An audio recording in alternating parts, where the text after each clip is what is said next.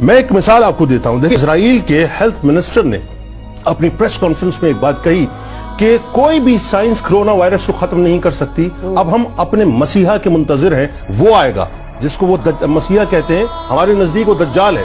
और इस वक्त आपको पता है कि पूरी जो यहूदियत की जो मरकजी लॉबी है वो दीवार गिरिया के आगे खड़ी हुई है और उनका मानना यह है कि अब उनके मसीहा का खुरूज होने वाला है, यानी दज्जाल का खुरूज होने वाला है और वो आने वाला है और वो आकर इस सारी वबा को खत्म करेगा और दुनिया में जो है वो जो किंगडम ऑफ डेविड है उसको कायम करेगा। अब वो उस तरफ बढ़ रहे हैं। यानी जो हेल्थ मिनिस्टर है वो ये बता रहा है बुनियादी तौर पर कि हम अब अपने मसीहा को पुकार रहे हैं। दूसरी तरफ आप पोप फ्रांसिस को देखें कि उसने क्या कहा। उसने कहा कि मैं दुनिया के तमाम कैथोलिक से ये कहता हूं कि वो खड़े होकर दुआ करें, इज्तिमाई तौर पे दुआ करें और जीसस को पुकारें कि इस वबा को इस वक्त जीसस टाल दें। मेरा मानना ये है कि मैं बहुत ही अकीदे से बात करने जा रहा हूं। मुझे तकलीफ है, मेरा दिल कुड़ता है कि मैंने देखा कि मेरा काबतुल्लाह बंद हो गया, मैंने देखा कि मस्जिद नबवी बंद हो गई।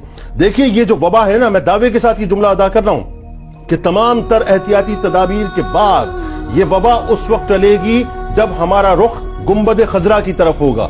याद रखिएगा कि आने वाली मुसलमानों पर तमाम उफ्ताद, तारीख गवाह है, कभी भी मस्जिद नबवी को बंद करने से नहीं बल्कि मस्जिद नबवी के गुंबद के रोशनदान को खोलने से हल हुई है।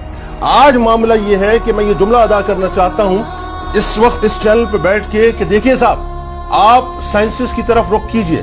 क्या करेंगे आप रुख करने के बाद?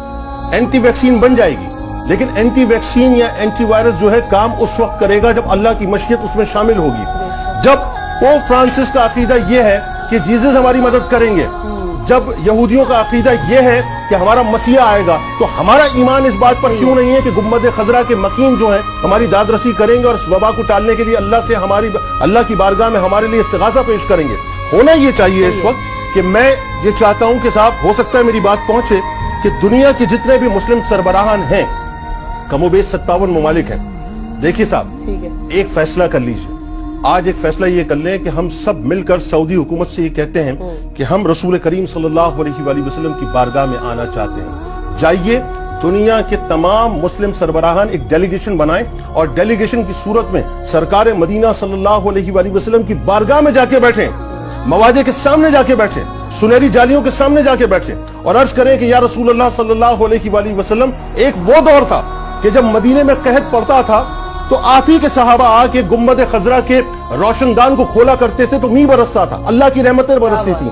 आप अल्लाह के महबूब हैं, आप अल्लाह के प्यारे हैं, ये कायनात आपके लिए बनाई गई है। हमने अपने गुनाहों के बोझ को अपने कांधों पर लाद के आज ये फैसला कर लिया कि आपकी बारगाह में आ जाएं। हम आ गए आपकी बारगाह में, अपने हथियारों को सरेंडर कर दिया, अपनी साइंस को सरेंडर कर दिया, अपनी टेक्नोलॉजी को सरेंडर कर दिया, अपनी ताकतों को सरेंडर कर दिया, अपनी पगड़ियों को आपकी बारगाह में रख दिया, अपनी हुकूमतों को बारगाह में रख दिया। या रसूल अल्लाह, मुसलमानों पर भी करम फरमा दीजिए और दुनिया में जहां जहां आपके उम्मती बसते हैं सब पर अपना करम फरमा दीजिए। मेरा ख्याल है कि दुनिया को एक पैगाम जाना चाहिए कि हम मुसलमान ईमानी तौर पे इतने कमजोर नहीं है कि एक ना नजर आने वाले वायरस से डर जाएं। हमारा अकीदा कल भी गुंबद खजरा था, हमारा अकीदा कल भी खाना काबा था, हमारा अकीदा आज भी अल्लाह है, हमारा अकीदा आज भी रसूल करीम सल्लल्लाहु अलैहि वसल्लम की जात-ए-अक़दस।